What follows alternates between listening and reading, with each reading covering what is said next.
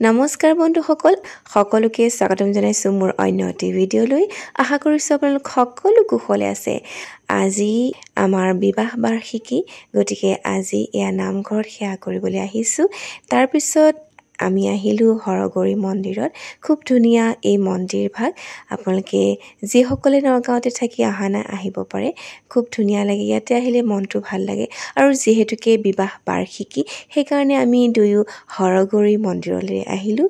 আৰু আমি প্ৰতি বছৰে আহোঁ ইয়ালৈ, আহিলে মনটো খুব ভাল লাগে।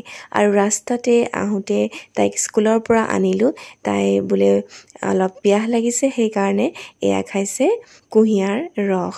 আৰু সন্ধিয়া সময়ত এখেতে কিবা কিনি দিম বুলি ক'লে। মোৰ লগৰ এজনীৰ এখন দোকান আছে, তাতে গ'লোঁ আৰু ইয়াতে বহুত কিবা কিবি কিনিলোঁ, বেগ কিনিলোঁ। আৰু সন্ধিয়া সময়ত কেক এটা লৈ বাইদেউহঁত আহিলে।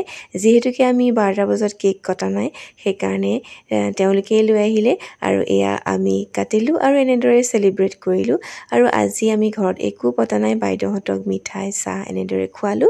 যিহেতুকে বৰ গৰম, এতিয়া যাবলৈ ওলাইছোঁ খাইচাঙলৈ। আৰু খাইচাংটো আপোনালোকে চিনি পায়, খুব ধুনীয়া ইয়াতে ডিছবিলাক পোৱা যায়। গতিকে এতিয়া ওলাইছোঁ আৰু এইখন চাওক খাইচাং। যিহেতুকে গৰম পৰিছে, সেইকাৰণে ভাবিলোঁ ঘৰত নাখাওঁ, ইয়াতে খাম। আৰু এয়া আমি বহি আছোঁ আমাৰ ডিনাৰৰ অপেক্ষাত। আৰু ল'ৰাটোৱে মেনুখন এনেই চাইছে, কিন্তু এইটো সময়হে বৰ বেয়া লাগে, কেতিয়া খাদ্যটো আহিব, কেতিয়া খাম। আৰু ছোৱালীজনী উৎপাত দেখিছেনে, তাই একদম জঁপিয়াই আছে, ইয়াৰ এখন চোফাৰ পৰা সিখন চোফাৰলৈ জঁপিয়াই ঘূৰি ফুৰিছে। আৰু তাকে বহি থাকোঁতে বোলে ভিডিঅ'কে কৰি আছোঁ। আৰু এতিয়া আমাৰ মেইন আইটেম আহি যাব এতিয়া। আৰু এইখিনি সময়ে বৰ আমনি লাগে আৰু খাদ্যলৈ ৰখি থাকিবলৈ, নহয়নে বাৰু? আপোনালোকৰ কেনেকুৱা হয় জনাবচোন। এতিয়া আহি পাই গ'লহি, আমাৰ যিখিনি অৰ্ডাৰ দিছিলোঁ সেইখিনি পাই গ'লহি। আৰু ইয়াতে খুব ধুনীয়া বনায়, খুব টেষ্টি বনায়। আৰু যিসকলে এবাৰ আহে বাৰে বাৰে আহিবলৈ তেওঁলোকৰ মন যাবই। আৰু এয়া আমাৰ ছোৱালীজনীয়ে গান লগাই থৈছে পিছফালে, সেয়া গান শুনি শুনি নাচি আছে। আৰু এয়া চাওক, তাই মানে ৰখিবই পৰা নাই, নাচি নাচি খেলি আছে। আৰু এয়া চাওক, আমাৰ ডিনাৰ আহি গ'ল। এয়া ভাত, শুকান আলু ভাজি, পোলাও, নান, তাৰ লগতে চিকেন বাটাৰ মছলা আৰু পনীৰ।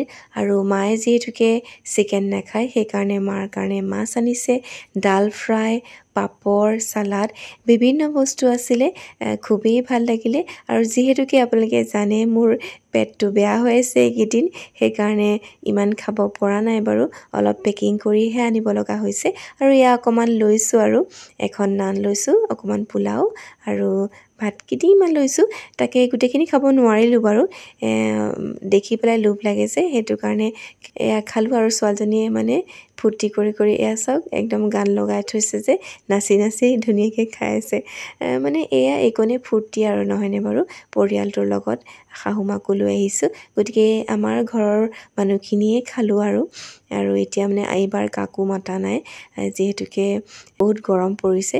গতিকে কেতিয়াবা আকৌ ঘৰৰ মানুহখিনি মিলি এসাঁজ খাম। আৰু আপোনালোকে আশীৰ্বাদ কৰিব যাতে এনেদৰে আমি হাঁহি ধেমালি কৰিয়েই জীৱনটো পাৰ কৰিব পাৰোঁ। তো আজিলৈ বিদায় লৈছোঁ, পুনৰ আহিম আপোনালোকৰ মাজলৈ। নমস্কাৰ।